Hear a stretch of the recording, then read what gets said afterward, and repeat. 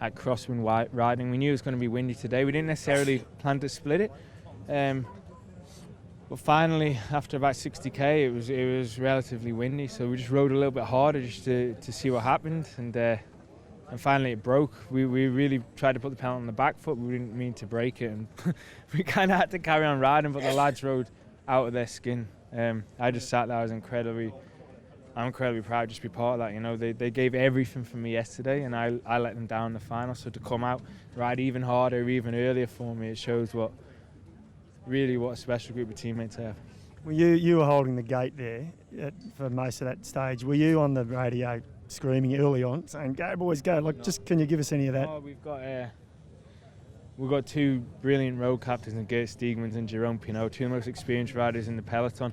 Rob McCune will tell you about Gert, how like, he talks a lot, but he's really one of the most intelligent bike riders I know. Really intelligent guy, just knows when to race, how to race, and yeah, him and Jerome Pinot called the shots, and finally it worked out.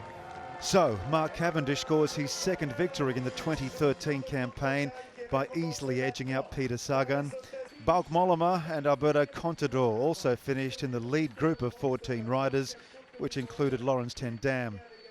Peter Sagan still has a stranglehold on the green jersey ahead of Mark Cavendish, and the sprinters will now have a quiet time as the Tour heads into the high country. The general classification looks a little different tonight, with Alejandro Valverde the biggest loser. He's tumbled out of the top 10 as a result of the Spaniard's misfortune. Froome still tops the leaderboard, but his margin has been reduced, with Bauke Mollema in second place ahead of Alberto Contador and his Saxo Tinkoff teammate Roman Kreuziger. Again, just a really, really hard day out there. On paper, it looked pretty straightforward and looked to be a bunch sprint, but it was far from that today. And a lot of guys losing time, a lot of guys gaining time today. So an interesting one, definitely. When the hammer first went down, and initially you tried to bridge, right at that point, did your instincts kick in and go, "I can't bridge. I got to sit straight up"? You know, did you panic a bit? Tell us what went through your head there. 100%. I was not far off Mark's wheel, but Mark got a little bit of a sling and he sprinted, so I knew there's no way I could hold his wheel. He was the last guy who made it into that front split. So when I lost his wheel, I sat up straight away and said, "Okay, let me just wait for my teammates, wait for the bunch behind, and try and organise a chase to minimise the losses." Did you panic at all in that?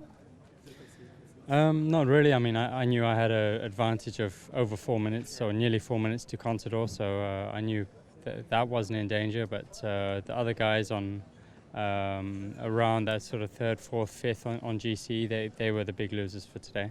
Today, what an unbelievable day in the Tour de France. Did you predict this, anything like this at the start?